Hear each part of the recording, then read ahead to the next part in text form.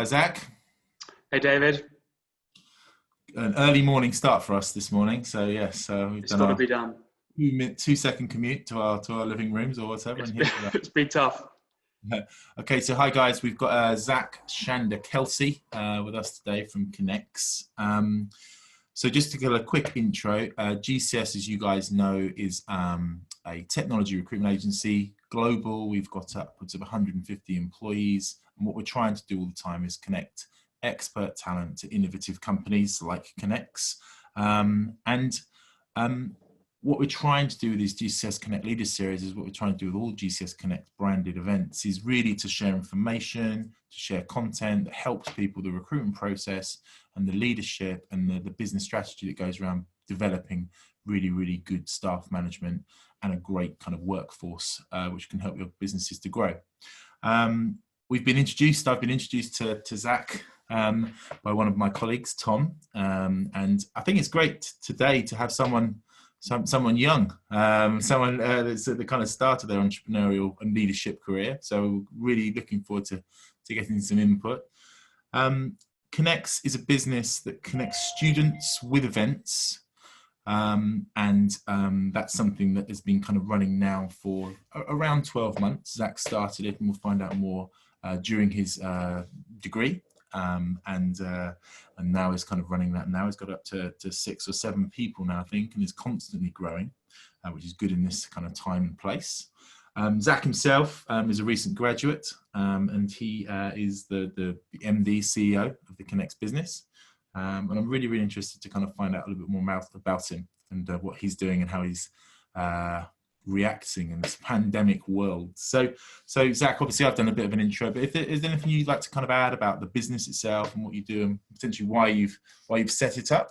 Sure thing. So the business really started over my placement year at university, where I was at BNY Mellon and I was going to these conferences, and I thought these were a fantastic resource for students as they're full of professionals, and everyone knows it's not what you know, it's who you know.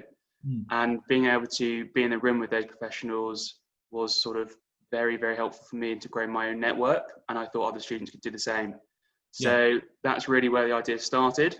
And I didn't see anyone else connecting students to these conferences, and it was a bit of a gold mine. So I thought, let's go and do it.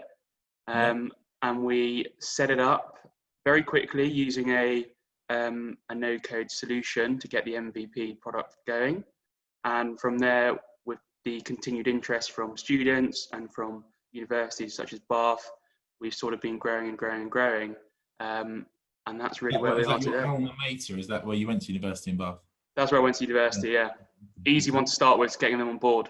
Yeah, that's right. Yeah. I've done quite a lot of work in my past. I went to Reading University, so I've worked with them quite a lot. Yeah, they're usually nice to you if you went there, aren't they? Exactly. Yeah, and I mean, for you yourself, why did you decide that was important? What was your degree in, by the way? Management. Okay, sure. So yeah, so it's really, we get taught about how to manage and how to all about teamwork and people. And the main thing that I learned about people and through placement year is the network. And I thought a lot of students struggle to get the network, especially during university, if you don't have the family contacts or whatever. And I thought that this was sort of a way to level the playing field, as loads of students struggle to get those connections. And I thought that we could sort of make a big of a difference by helping those students that can't get to the places where they can. And it's interesting. I mean, for me, thinking about that and thinking about my own kind of career, if you've listened to the kind of RAG podcast I did, I didn't have a clue about recruitment. I put myself in for lots of big kind of Ernst & Young type jobs. I did French and English at university, didn't have a clue what to do. I got to kind of quite final stage interviews, but what you realize is, if a graduate is open, graduate opportunity is open to many, many people, you're going to end up against the guys with the first class degrees from Oxford, aren't you? And usually you get the job, right? Unless you say you've got some sort of network that you've built up and people that you know, potentially family or whatever, kind of representing you. And that's a kind of fact of life, I think. That's how things work. But obviously, if you can give someone a helping hand to to access that process and that network, then that's a really good thing, I think. 100%. And actually, a big part of what we do is educating students on how to do the networking thing, not only trying to provide the opportunity to get them to the professionals, such as through the events as sort of the first point of call, but also how to approach someone at the event, how to engage in a conversation, to build rapport, to build a connection. And a lot of it is around just getting students in that mindset and getting them comfortable enough to go up to someone and have a conversation, which for someone that's never done it before is could be a daunting thing. And the social codes of even, well, probably not handshaking now, but it was handshaking back then, is stuff that it's the little bits people take for granted that we've been actually trying to really push out training sessions for. And do you think that's something that is important? I mean, would you class yourself as a millennial or the one after? I don't know. I think I'm a bit in the middle. I'd like to lean to the one after. It seems a bit cooler now to be. After this, isn't it? Yeah, I'll go for the Gen Z line. Yeah, that's right. And would you say for your generation, then it's not the kind of lack of ambition, lack of motivation, it's more the lack of knowing how to kind of fit into the kind of the world above or the generation above? Yeah, 100%. There's we are very connected as a generation where everyone's online, everyone knows everyone else from a virtual perspective. But I think that has led to potentially a bit of loss in that in-person interaction and the ability to connect with people in the room, as you're so used to connecting people just online, virtually send a message, you never have that in-person rapport. And I think, although it's great that we are getting more and more connected from an earlier age, like now a student in sixth form can start LinkedIn and, connect with you, connect with me, connect with anyone. And that would never possible before.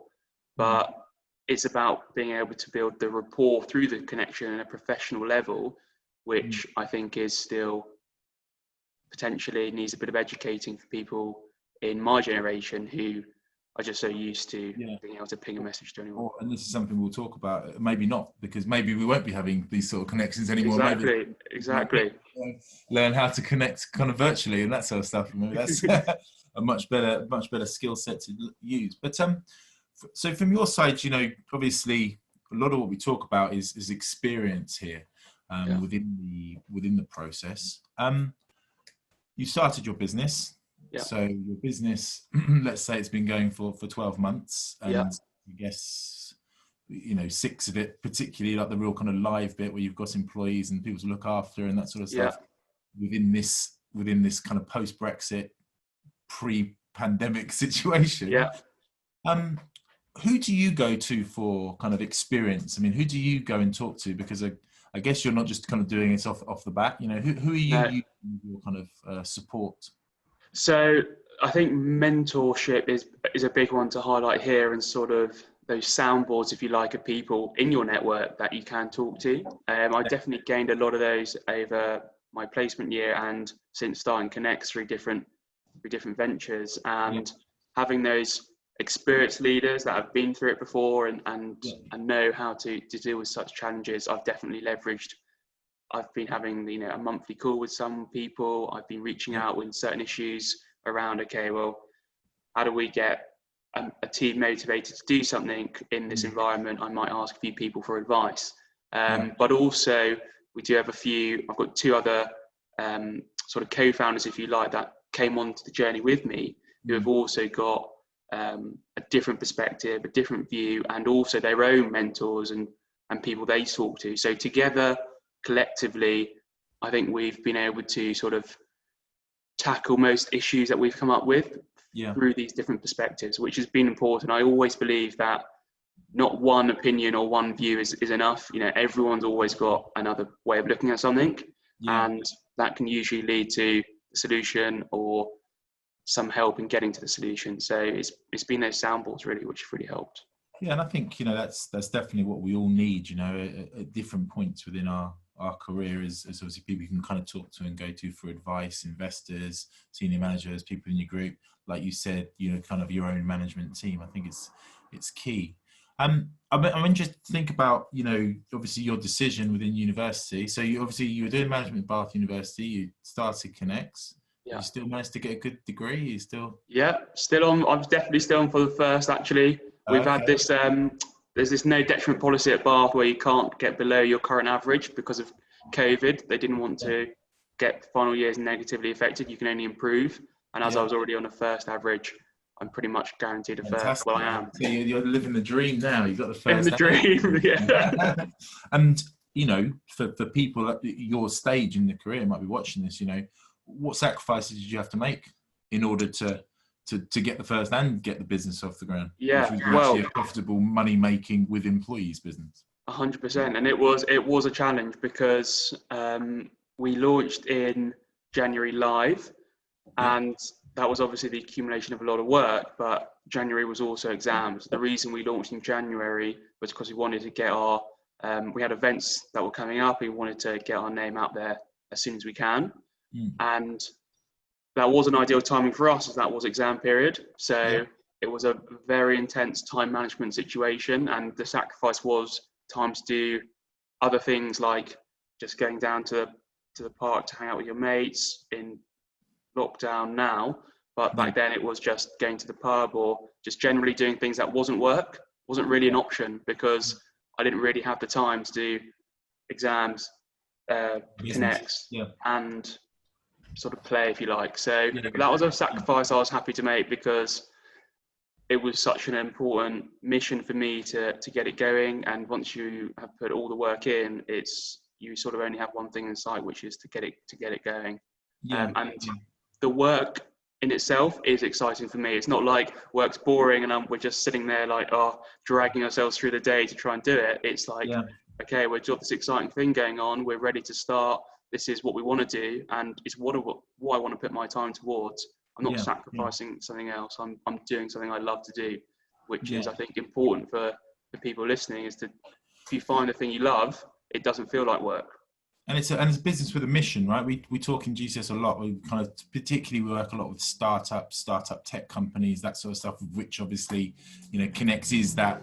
It sounds to me like a business with a kind of mission statement as well as a kind of a profit, which I think particularly for people of your generation is very, very important, isn't it? 100%. Not necessarily not for me, but our mission is really focused around connecting students with knowledge, opportunities, and contacts to improve their employability. And the first step for us is through events, but there is a greater roadmap on how we can get those students educated through training, get them connected with either mentors or whatever we might do in the future to try and align to that mission. But that at its core is the mission. That is what drives us, because everyone on the team has not come from necessarily a place where they've been given everything from the start. We've all had our own challenges and difficulties, and going through the whole application process for placements and internships and grad jobs, you see the competition, you see it's hard, how difficult it is. It's tough. We do a lot of grad work, and it's in IT, right? So you would think that, God, if you've done a computer science degree, then surely you'll just be able to walk into a job because you can program in Java, right? But we find quite a lot, like people come out, one, without, like you said, the workplace skills, the interview skills, the ability to kind of sell themselves, but also quite a lot of what they learn in university isn't always kind of vocational. I'm talking about the IT world, but I'm assuming it must be the same in management. It must be the same in, I did French and English, so I didn't have a clue how to do anything, so to speak French and read books really, but I managed to get through. But I think is sometimes a disconnect between your university academic learning and actually needing a job. 100%. And I think you highlighted well there that it's probably not the technical stuff that you take through into the workplace. It's the intangible sort of people skills and way of thinking that you take in. So for example, one thing I think university does very well is being able to allow you to critically think about something, from taking in the pros and cons and deciding, what's best to do. And that sort of mindset and being able to do that, I think, is what plays very well when you get into the workplace. But for example, the whole, okay, well, how do I actually go out and email a team, or how do I actually, sit in a meeting and engage with people and do those sort of basic things, is definitely not what probably university teaches. There's no modules on how to introduce yourself to someone else, for example. So it's those bits that you've got to learn. So going forward for the CONNEX business, obviously, the elephant in the room, as it were, is that we are now talking about introducing students to events. I saw an article, a news article yesterday on the BBC News about, Freshers Week, and how I think it was the University of Bolton trying to do Freshers Week, and basically that's Freshers Week with face masks and temperature gauges. It was definitely not like my Freshers Week, if you know what I mean. And then obviously we're talking about events, which again, the huge events, the small events, the GCS events, everyone's events has been kind of cancelled, and we're now working in this virtual online world. So, as I say, kind of elephant in the room is, it seems that your business is still kind of growing and expanding. How have you dealt with that? What's the secret sauce? So there's definitely been a challenge that the event's been postponed in person. That was our core thing, and that's now gone. And although that was a sort of initial blow, it's actually been an opportunity, because before we were restricted to connecting students that were in the area of the event. So we had a large focus on London, and that meant we could really only connect students in London, as the travel cost was too much for students outside.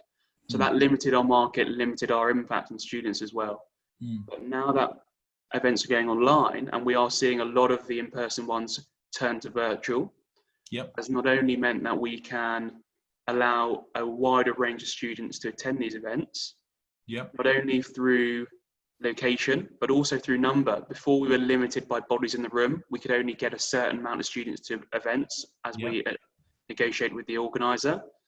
But now that it's online, the sort of the cost per person of each extra person to an event is obviously a lot lower, if not zero, in some cases, as it's just another person on the line.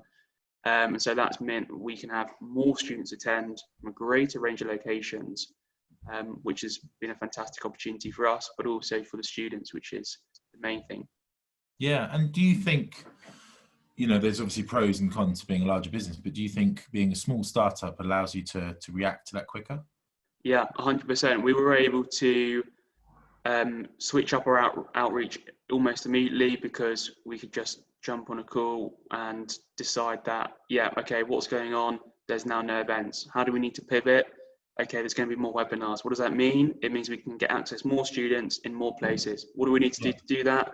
We need to get people going into this area of the UK.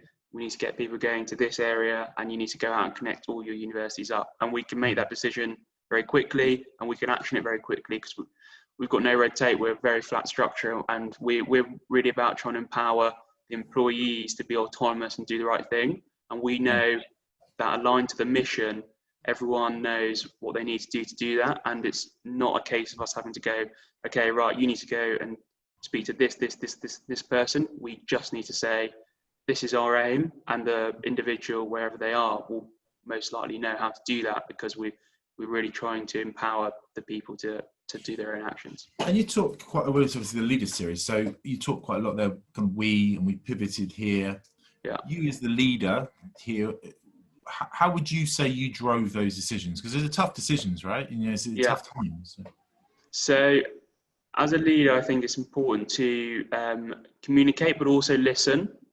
I think there's a large thing to be said for everyone being able to say what they think about a situation, and that's really what we did when we got to the point when we saw what was happening. We all jumped on a call together, on all hands if you like, and we let everyone give their views on what they thought could happen. And there was a consensus appeared around this whole, okay, well, webinars are definitely going to be the future. And even after coronavirus has dropped down, we still believe that virtual events will continue predominantly. If not every in-person event, I imagine will also have be able to be accessed virtually as well now, because they've got the technology. Did you have a moment where you thought, I'm going to get a first, it's all right? Did you have that moment when you said, well, why bother?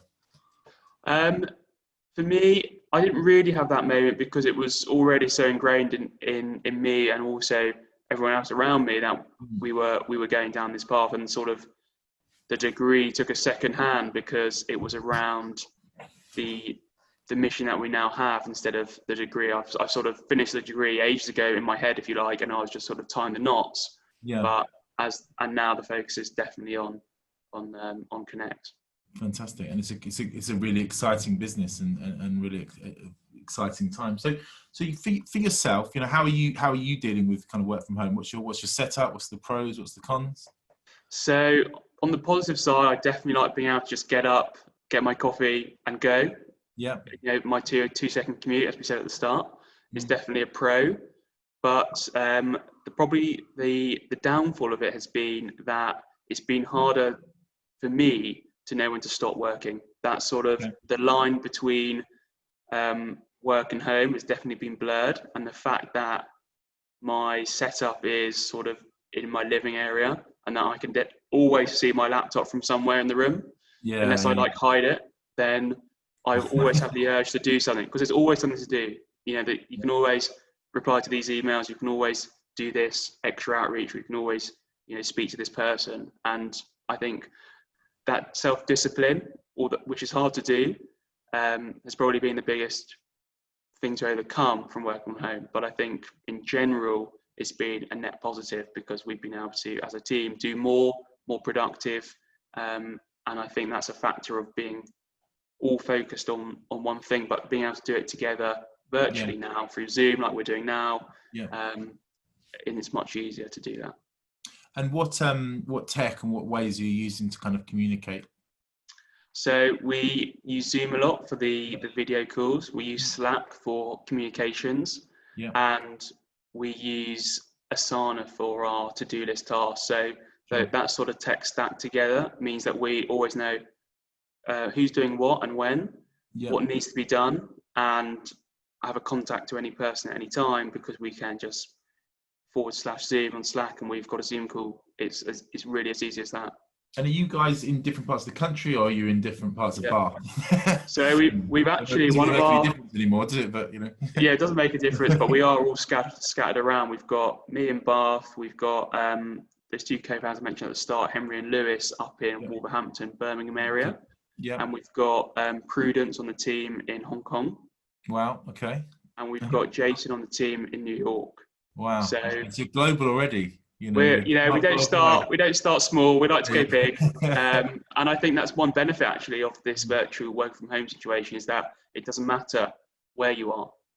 Obviously, the time zone is the only thing that can obviously mean people don't see each other at the same times. Yeah. But there's still that overlap in time zone where we can all get on a call together at a reasonable time. And I would not notice the difference whether they were in New York or in Bristol. It doesn't. It's the same. But it's good for the UK, isn't it? Because we're always in the middle, aren't we? Right. So exactly, it's definitely a benefit. It's good that we invented the whole time zone system, so we kind of did it for our own benefits. But you know, for you now, thinking about the business, and as a leader, you're kind of growing as a leader. Who do you, just quickly, who do you look up as kind of inspirational leaders? Who are people that you think, from your generation, you think these are people I aspire to be like? So for me, it's more around those startup leaders. I watch another podcast called This Week in Startups by an angel investor called Jason Calacanis. Yep. And he has almost, I think, twice a week now, a different startup founder on. And every startup founder, and these are usually quite young people, potentially late 20s, early 30s sort of level, and they all have their own journey, they all have their own learnings, they're all in a different niche and different business. And it's those sort of leaders that are probably a little bit further along the journey than I am, but definitely somewhere where I sort of aspire to be, which keeps me fueled and keeps me thinking around, okay, how can we get there?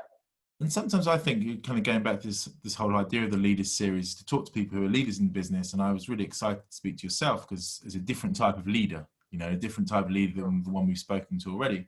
And sometimes I think, kind of going back to your student, your mentoring, I've found when I've sat with students, not necessarily the people that I've employed, because they're in my team, so therefore they've got to listen to my babblings. But for when I've kind of gone into universities and spoken to students, sometimes I feel there is a bit of a disconnect between me and the person I'm speaking to. Or if I'm speaking to this kind of wise old bird who's been around for 23 years, but so I kind of feel that doesn't always come across very well. And do you think there is that disconnect between, and kind of quite rightly a disconnect, because you guys are the new world, right? So Do you find that quite difficult when, you know, a 45-year-old, 50-year-old person is trying to give you advice about things in 20 years' time?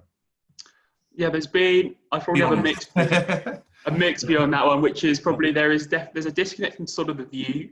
I think I'd say the young, from people that I spoke to in my sort of peer level, definitely have a much more open-minded view on definitely how technology and us being able to do pretty much anything now by just using the tools online. There's even through, like I mentioned at the start, no-code platforms, anyone can go create anything now without even knowing how to code or set up a website. So from our perspective, I think that we've got a lot more views on what's possible. But when talking to those older leaders who have been through a lot more and at a different time, there is definitely a lot to learn from their experiences. And I think although the disconnect on technology may be there's still a large affinity in terms of leadership doesn't really change. The way you communicate with teams and the way you listen to team members and try to empower them has not really changed with the technology. Maybe it's made it easier, but still the fundamentals around how to do those things and how to be a leader, I think, have not changed. So from that perspective, it's been very good to speak to people that are definitely seasoned pros in the field, but also those that are not. And it's about, like you said, building that network and getting to know people and understanding both sides of the world. And I think that's really important for people of my generation as well, to particularly now, to understand the benefits and kind of technology that remote working, that different types of teams can build up. And you've talked already about this mission, which I think came across really powerfully. And again, speaking to yourself, that seems to be, and speaking to other startup businesses, why do you think it's so important to have this mission? I think it's important because for people in my generation, if you like, it's been apparent for me we are a lot more mission driven. I've heard people not applying to certain companies because they didn't like what the company was doing. They didn't agree with either the ethical or the sustainability of the company. And I know people that won't work for oil companies because they don't believe in it, for example. And that sort of ESG, environmental sustainable view that I think our generation has meant that not only do we have to have a mission, but we need to stick by it and we need to show that we are following it. It's not good enough just to say we have a mission. It's important that we prove that we are striving towards it and everything we do is aligned because people do care now, very much so, about what we're trying to do. And people will drop out the team if they don't believe that we are still striving towards that mission. Important. And I think, you know, that again is almost kind of that whole idea of capitalism and business. Obviously, we're all in it for profit, but if your mission is to make money, solely to make money, then it's quite easy to kind of bring people along with you, because in the end, it's quite easy to kind of judge money. It's like the more money you make then you're achieving your mission, right? But if your mission is really primarily to connect students to help them to move into the workplace, and there's quite a lot of, how do you deal with that? There's quite a lot of different facets on that, and what part of your mission might you compromise in order to kind of make the whole mission work? Exactly. I think it's around metrics as well. It's hard to measure that, but I think we would do that through initially the number of students we get to events, and then initially the number of students we've delivered our training sessions to, and then would probably be the number of students that have been able to get those placements as time goes on through our connections. And only time will tell whether we can achieve that, but I believe we can. And I think that as long as we measure ourselves across those metrics, and we always have that North Star of connecting students to events, I think we will be able to empower more people to join our mission. And it's definitely growing in terms of the view of the mission. As people hear about it, they go, oh, actually, I quite like that. Can I help out in a certain way? And we go, absolutely, come on board. Fantastic. To help kind of spread that message, which I think is really, really important at the moment, to really combine those two generations, because I think at the other end of the kind of generation gap, there's lots of things that we can kind of learn as well by having people with different points of view and different missions coming in is going to help all businesses to react. And talking about kind of reacting positively, you talked about no code already, which is obviously quite interesting. What other innovative technologies are you using or what other innovative technologies do you see within within the events world that people are starting to do? You think, oh, that's really clever. This will change how the events world works. Yeah, so on the event side, there's actually been, I'd say, a bit of a consolidation in the technology offerings. Before, it was a bit split up in terms of there was one service to get your tickets from, there's another service if you wanted to have a virtual event where everyone would be on the same sort of video chat, and maybe there would be a third service for the networking aspect of it to be able to connect with those people at the event. Yeah. Whereas now, I've definitely seen, I think, one or two startups that have literally launched, I think, because of coronavirus in this situation, that are an all-in-one platform. You can do your tickets on there, you can attend the event on there, and you can network on there with the other people from the event, and it's an end-to-end solution. You don't need anything else, and it works very well. It's smooth, and the technology is there, and it's better because you can do things that you couldn't do before. Like, I couldn't have seen everyone that was listening to this talk if I'm sitting there in the room and looking at everyone else. But now I can, and now I can reach out to this person after, because I know their name, and I can talk to them about whatever they spoke about or whatever the topic was, which was something that wasn't there before. So I think that in terms of the event and innovation, it's becoming that all-in-one platform to solve the issues of tickets and attending and networking. And how, I mean, just think about now, how are you going to deal with one of the things about conferences is the kind of side meetings and that sort of stuff, Yes. When everyone's talking at the same time on a Zoom or something, it doesn't really work very well, right? So how would you guys deal with that in terms of the networking aspect? So for us, it's around with students going to events. It depends on the level of event. Some are like more professional in terms of their target audience than others. So some events would have students just attend the speaking, but not actually be involved in networking, because it's more of a C-level suite event, for example. A CEO doesn't really want to be turning up and the next breakout rooms with a student that doesn't know anything about the industry, for example.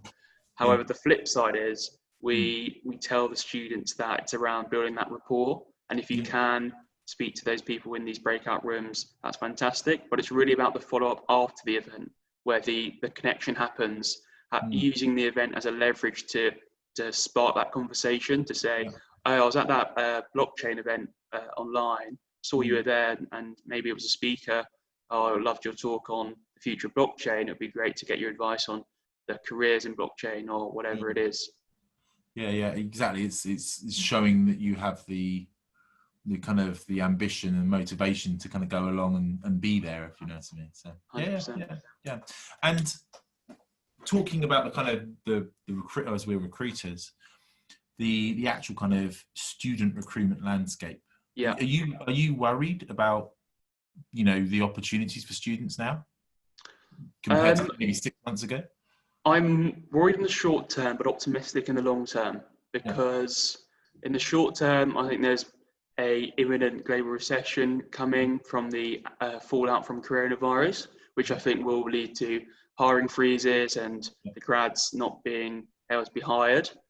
However, I think that some companies may see that grads are actually very capable, and the people that they may be paying double the salary of a grad, the grad could do the same job of. Yeah, and if do better in this world now, Exactly, if not better, because they're used to the whole technology thing and they can use these things. So I think that's one angle. But I think longer term, it will show that the locality of people doesn't matter as much, and that remote working thing will allow more grads from more locations to come in. And I think that one thing I'm interested to see what happens with is the sort of skew towards different universities, which at the moment in recruiting, obviously the top unis usually get the most universities. Yeah, exactly. Some companies just hire from those top ones because there's some belief that if they're there, they must be the better students, when in reality, there's fantastic talent in every university. And I think with universities moving online, I saw Cambridge were moving fully virtual. I know that Bath are looking to offer a virtual year, I think next year, also in person, but it can be done virtually. And I think with that virtual aspect, there may be a bit of an epiphany for these companies that it's not necessarily the university that is the anchor for quality of people, it's the people in there. So I'm hoping that it widens up the recruitment funnel, if you like, to more universities. Yeah, and I think it's really interesting what you said about location and locality, because we see that as a key factor in a remote world, that location stops being such an important.